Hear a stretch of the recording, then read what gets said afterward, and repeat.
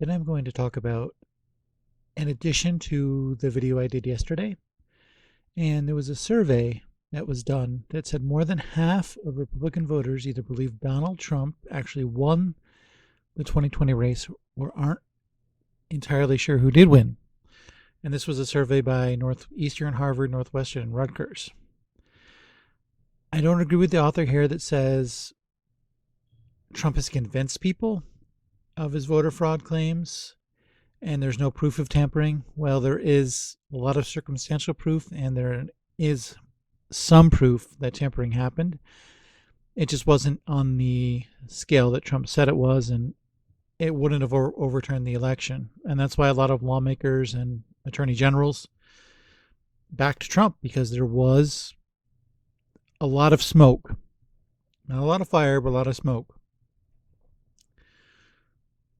Now, this survey was 24,000 Americans, conducted online throughout November after almost every state had certified already. So this is after certification. Still, 40% of Republican voters said they believe Trump won a second term, while another 23% said they weren't sure of the winner. 63% of Republicans. That's amazing to me. And later on, about 10% of Democrats think that the election, there was something wrong with the election. 34% of independents did. When you add these up, it's about a third of the population that thinks there was something wrong with this election. So something needs to be done. We don't have any trust in our election system anymore. It's a lack of trust. Now, 10% of the Democrats think it was fixed. This would be totally opposite if Trump had won. I almost guarantee it, all the Democrats would be saying it was rigged, and the percentages would be opposite. So the Democrats don't have any moral high ground. It's just we don't believe in election systems anymore, and we can't have a democracy if this continues to happen. I mean, look at these numbers. Look at these numbers. Are you concerned about illegal votes from non-citizens? 81% of Republicans. Inaccurate vote counts, 84% of Republicans. Mail-in fraud, 85%. The numbers are sky high. At least Democrats think their guy won. But even the Democrats, a large percent of Democrats think there's something wrong with the system. Now, this makes sense that younger people thought the elections were fair. Younger people tend to be more naive, and the older you get, the more you think things are rigged and suck, just from experience.